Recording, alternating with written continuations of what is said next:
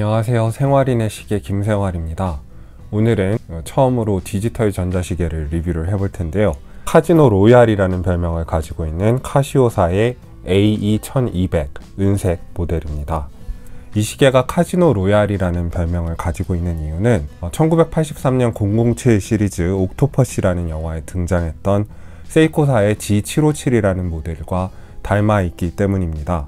G757은 오래전에 단종이 됐기 때문에 현재 시판 중인 시계 중에서 당시 007 영화에 등장했던 시계와 가장 가까운 시계로 사랑을 받고 있는 시계라고 할 수 있습니다. 왜 옥토퍼시가 아니라 카지노 로얄이 별명이 됐는지는 알 수가 없는데요. 아마도 옥토퍼시라는 영화가 007 시리즈 중에서 그렇게 사랑받은 영화도 아니고 제목 자체에 좀 외설적인 느낌도 있어서 카지노 로얄이라는 조금 더 보편적인 이름을 달게 되지 않았나 짐작이 되고요. 80년대 007 시리즈는 당시에 남자들이 선망하던 미래기술의 선전장이기도 했습니다. 그래서 자동차나 새로운 전자장비가 007 시리즈에서 처음 첫 선을 보이는 경우가 굉장히 많았는데요. 70년대와 80년대 초반까지의 007 시리즈에서 디지털 전자시계가 꾸준히 등장했다는 사실은 당시의 전자시계 기술이 시계의 미래로 여겨졌다는 사실을 예증해 줍니다. 아울러서 이때만 해도 디지털 전자시계는 사은품으로 나눠지는 중국산 싸구려 시계 같은 그런 느낌으로 이해되기보다는 최첨단 장비이고 럭셔리 아이템으로 여겨졌다는 사실도 이 영화들을 통해서 확인해 볼 수 있습니다. 디지털 시계가 007 시리즈에 처음 등장한 거는 1973년에 나온 죽느냐 사느냐라는 영화에서였는데요.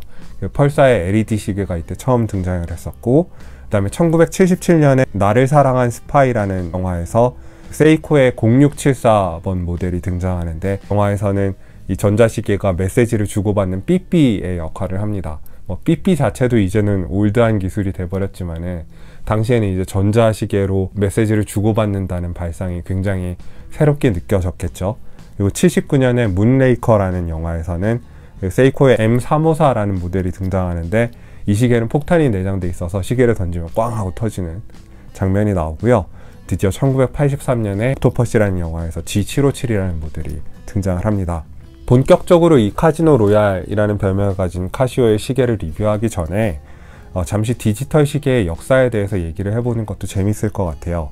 디지털 전자시계가 처음 등장한 거는 1970년대라고 할 수 있지만은 사실 그 이전에 기계식 디지털 시계가 있었습니다. 1920년대에 처음 등장을 하는데, 코르트베르라고 지금은 완전히 사라진 회사지만 럭셔리 기계식 시계를 만들던 굉장히 유명한 당시의 회사가 있었는데, 빨리 읽을 수 있는 기계식 디지털 시계를 선보인 적이 있습니다. 디지털이라고는 하지만 수동으로 감아줘야 되는 그런 시계였고요. 디지털 시계는 역사 속으로 잠시 사라졌다가 1972년에 전기로 가는 시계, 배터리로 가는 시계들이 이렇게 나오기 시작하면서 화려하게 부활을 합니다. 부활에 막을 올린 거는 실은 일본 회사들이 아니라 미국의 전자시계 회사들이었습니다. 해밀턴의 자회사였던 펄사라는 곳에서 P1이라는 이름으로 전자시계를 처음 내놓는데요. 1972년 4월에 당시 돈으로 2100불이라는 무시무시한 가격으로 이렇게 출시가 됐습니다. 환산하면은 약 13,000불 정도가 된다고 해요. 18K 금장에 적용된 초고급 시계로 당시에 나왔었고, 이 시계는 나중에 디지털 시계의 표준이 된 LCD 액정 디스플레이 방식이 아니라 LED, 그러니까 요즘 TV에 쓰이는 발광 다이오드 방식을 채택을 했었습니다.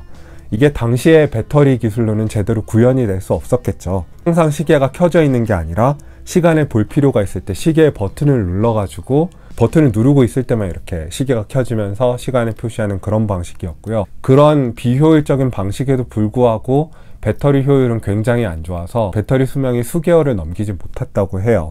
불편하고 배터리 수명도 안 좋고 그래서 금방 역사 속으로 사라지게 됩니다. 007 시리즈에 한번 등장한 적이 있다? 이런 거 말고는 그렇게 주목을 받지 못했던 시계였고요. 전자시계의 개념을 처음 도입했던 게 사실은 미국 회사들인데, 미국 회사들이 전자시계로 그렇게 큰 돈을 벌지는 못했습니다. 해밀턴의 사례, 이 펄사라는 시계의 사례는 미국 시계 회사들의 한계를 보여주는 것 같아요. 블로바라는 회사를 예로 들어보면은, 이 블로바라는 회사는 심지어 쿼츠 기술이 개발되기 이전에 1950년대부터 소리굽쇠를 이용한 나름의 전기로 가는 시계 기술을 확보를 하고 있었거든요. 처음에는 뭐 제일 먼저 개발된 기술이니까 사람들이 사랑해주고 뭐 각광을 받았지만은 쿼츠가 나중에 등장하고 훨씬 더 경제적이고 정확하다는 사실이 드러나고 있는 와중에도 소리굽쇠 기술을 고집하다가 결국은 블로바라는 회사의 사운이 기우는 지경에까지 이르게 됩니다. 블로바라는 회사는 더 이상 미국 회사가 아니라 시티즌이라는 일본 회사에 인수되어 있는 상태고요. 해밀턴의 전자시계 자회사였던 펄사도 결국에는 1978년에 세이코에 팔려나갑니다. 그래서 지금 세이코 산하에 있는 펄사는 디지털 부분을 거의 포기하고 아날로그 시기에 집중하고 있는 형편이고요. 미국 시계 회사들과 전자기계 회사들이 70년대에 나름대로 엄청나게 많은 전자시계들을 내놓았지만은 자국 시장이나 국제 시장에서 광범위하게 지지를 받는 데는 실패합니다. 기술 자체가 덜 준비된 면도 있었고, 구체적인 마케팅 전략도 없었고, 자기네들끼리 얼마 안 되는 내수 시장을 갈라먹기 바빴던 측면도 있어서 세계적인 디지털 시계 경쟁에 이렇게 참여할 만한 덩치나 전략을 키우는데 부족한 면이 많았다는 얘기를 할 수 있을 것 같습니다. 이 디지털 전자시계 혁명을 더 착실하게 준비한 쪽은 일본이라고 할 수 있는데요. 1969년에 세계 최초의 쿼츠 손목 시계를 내놓으면서 쿼츠 경쟁에서 스위스를 앞섰던 일본은 디지털 혁명이라는 다음 변화도 조용하고 내실 있게 준비하고 있었습니다. 세이코나 시티즌, 오리엔트 같은 전통적인 시계 회사들이 샤프나 산요 같은 전자회사들과의 협업을 통해서 디지털 전자시계 생산에 필요한 핵심 기술들을 충분히 연마하고 있었던 거죠. 첫 번째 LCD 시계, 펄사의 LED 시계가 아니라 액정 디스플레이를 채택한 시계는 72년에 나오는데요. 초창기의 LCD 모델도 배터리 문제로 상당히 고생을 했다고 해요. 그러나 이제 TN 이펙트라는 기술이 도입이 되면서 전자시계는 해답을 찾게 됩니다. 색을 표현하는 데는 한계가 있다는 단점이 있긴 하지만은 사실 숫자만 표현하는 전자시계에서는 그런 단점이 그렇게 부각될 필요는 없고 전력 소모량이 낮다는 점에서 이 LCD 전자시계가 대중화되는데 상당히 큰 몫을 하게 됩니다. 이 TN 이펙트가 적용된 첫 번째 LCD 시계는 73년에 나오는 세이코사의 56LC라는 모델입니다. 기술적으로 보나 외관으로 보나 이후 디지털 전자시계의 어떤 모범이 되는 시계라고 할 수 있을 것 같아요. 전자시계 혁명에서 조금 늦게 등장하기는 하지만은 또 다른 중요한 플레이어 중 하나는 오늘 우리가 다룰 카시오입니다. 카시오라는 전자시계 회사, 우리는 이제 시계 회사로 더 많이 알고 있는데 1946년에 타다오 카시오라는 사람이, 그러니까 카시오가 이게 사람 이름이에요. 모르셨던 분들은 좀 놀랄 것 같은데 이분에 의해서 설립이 됐고, 원래는 사무용 기기와 계산기를 만들던 회사였습니다. 1960년대까지만 해도 샤프전자와 전자계산기 시장에서 누가 1등을 먹느냐를 놓고 경쟁을 하다가 이제 시장이 포화 상태라는 걸 느끼고 사업 다변화를 모색하던 중에 시계를 건드리게 된 거죠.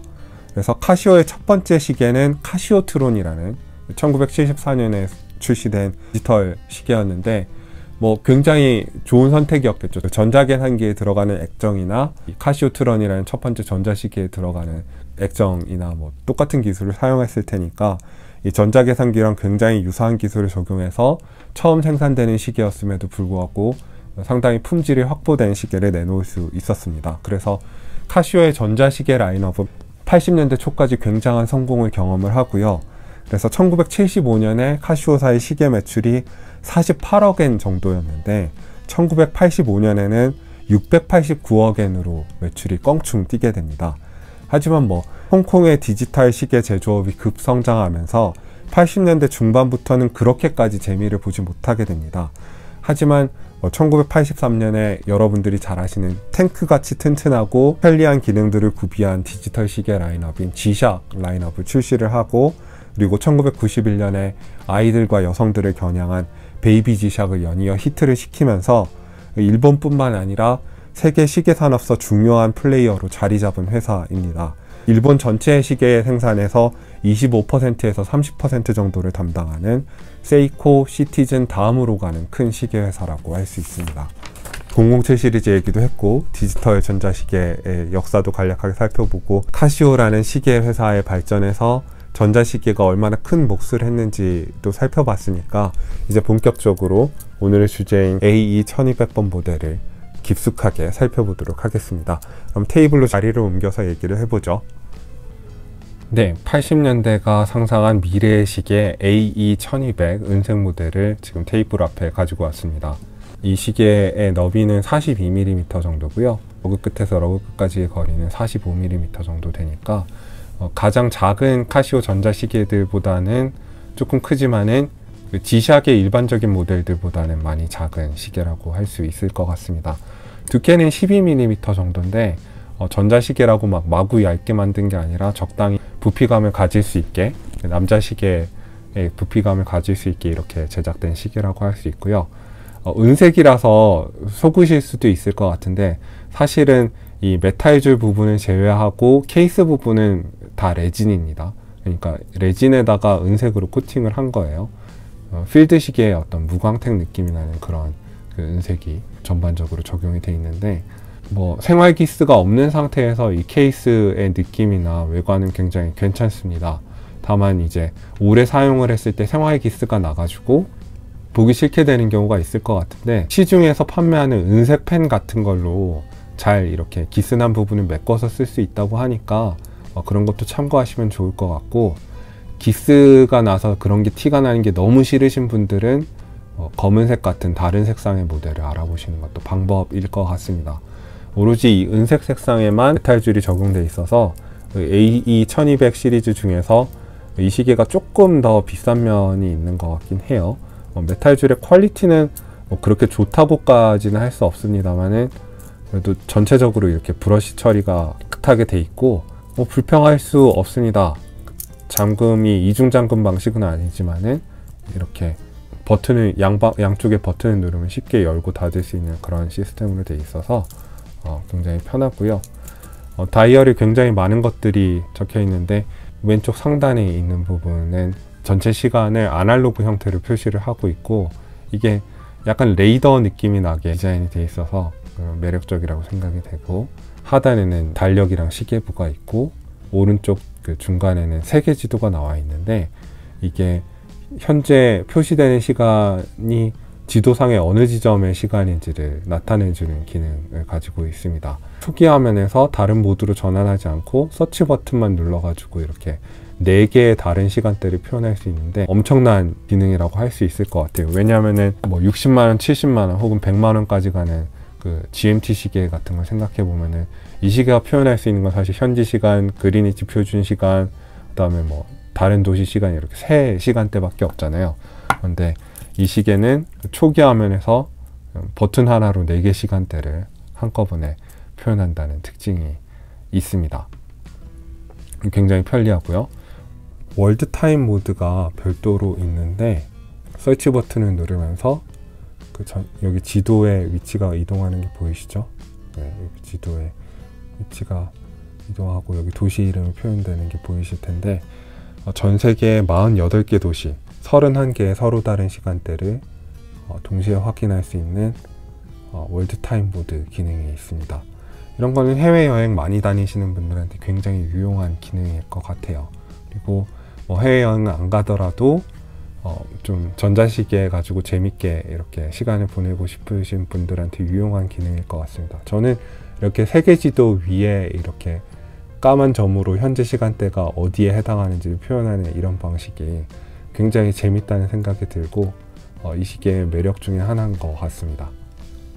그 다음에 모드를 바꿔보시면은 그 알람을 5개까지 설정을 할 수 있는데, 규칙적으로 생활을 해야 되는 군인이나 학생, 직장인이나 주부들한테 굉장히 유용한 기능일 것 같아요. 그러니까 아침에 기상시간, 모든 준비를 마치고 학교에 가야 되는 시간, 용도에 따라서 구분해서 5개까지 설정할 수 있는 이런 기능이 있고, 네, 이게 알람 기능인데 보시면은 알람이 울릴 때 위에 네, 알람이라는 신호가 보이죠? 네, 잠시 울리다가 이렇게 꺼집니다. 알람 소리는 그냥 이게 배터리가 굉장히 작은 게 들어가는 전자시계잖아요. 그렇게 큰 소리를 기대하시면 안 되고, 이 타이머 기능이 있는데 이건 아날로그 시계에서는 구현도 안 되는 기능이죠. 카운트다운 타이머 기능이어서 시간을 설정해 놓고 그 시간 이후에 알림음이 울리게 이렇게 설정을 할 수 있습니다. 그래서 이거를 구동을 시켜 보면은 10초 뒤에 울리겠죠. 알림 울릴 때 이런 소리가 나고, 모드를 또 바꿔보면은 스탑워치 기능이 있는데 제가 자꾸 실수로 라이트 기능을 누르고 있습니다. 100분의 1초까지 측정할 수 있는 스탑워치 기능이 있고, 그리고 뭐 혹시 육상 선수처럼 이런 바퀴에 따라서 기록할 필요가 있을 때 이렇게 스플릿 기능도 있습니다. 정지가 필요할 땐 이 버튼을 정지를 한 다음에 다시 리셋을 하면은 이렇게 무려 24시간까지 측정할 수 있는 100분의 1초 초정밀 스톱워치 기능이 있는데, 아날로그에서 크로노그래프 기능이랑 비교를 해보면 이게 얼마나 편리한 기능인지 알 수가 있죠. 이거는 겨우 10분의 1초를 표현하는데 6시 방향의 서브 다이얼이 엄청나게 바쁘게 움직여야 되잖아요. 그리고 표현할 수 있는, 그러니까 측정할 수 있는 최대 시간도 24시간은 커녕 30분 정도밖에 안 되거든요.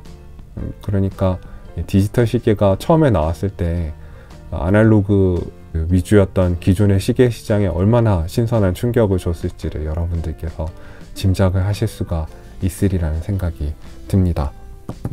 이 버튼음을 사실은 끄고 싶으면 끌 수 있다고 하는데 제가 어떻게 끄는 건지 아직은 확인을 못했습니다. 설명서를 좀 더 꼼꼼하게 읽어봐야 되는데, 끌 수 있다고 하니까 뭐 수험생이나 학생분들은 뭐 수업 시간에 이 시계 만지다가 삑삑 소리 나면 어떡하냐 뭐 이런 걱정은 안 하셔도 될 것 같은데, 이 케이스에 들어간 유리는 아크릴 유리입니다.